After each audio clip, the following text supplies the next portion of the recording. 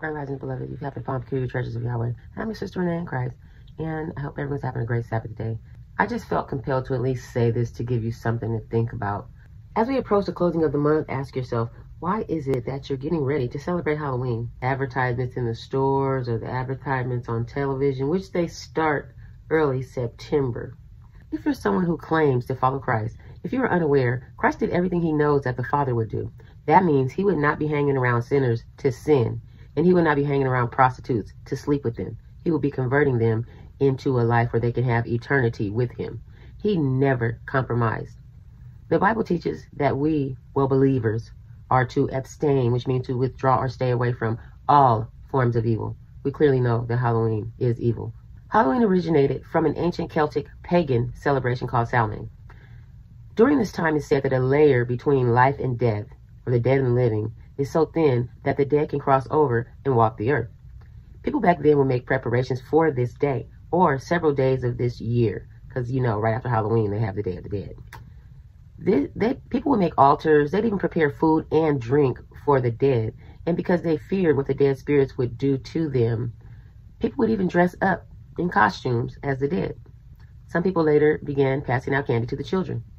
Now, the living assumed that it was some of their loved ones who had passed on. But if you know the Bible and you know the Father, the dead know nothing. There's only a demon or a familiar spirit who has been around a family for so long that they can mimic that passed on loved one. We are not to involve ourselves with necromancing, speaking to the dead anyway, but a lot of religions do. Now, once you pass from this life, contrary to popular belief, deceitful belief, you do not walk on earth when you're dead. You do not visit. You are not in purgatory waiting, and you're definitely not in limbo. You are dead, and you're gone. And you don't know what we're doing up here now. What you did in life, if you rejected the Father, you'll be rejected in judgment.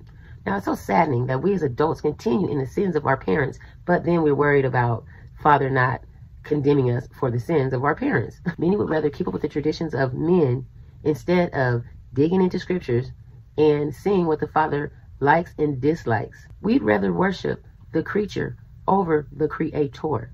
And this is why so many will be told to depart from me, I never knew you. Because so many don't know the Father nor the Son. They don't know how serious they are about righteousness. We serve a holy and just God.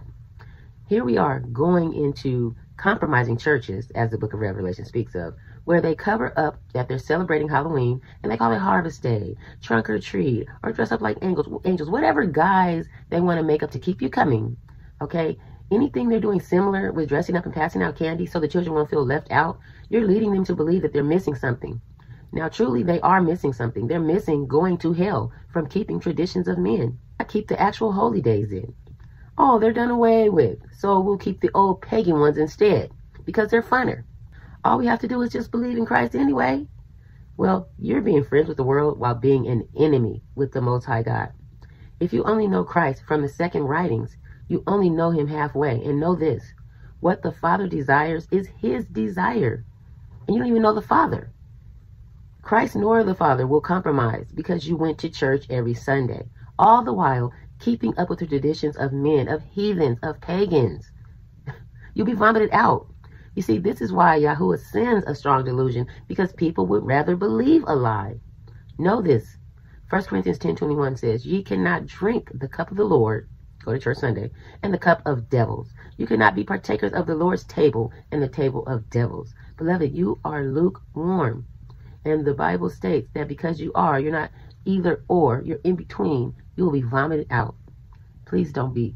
Blessings to you and your family. Bye.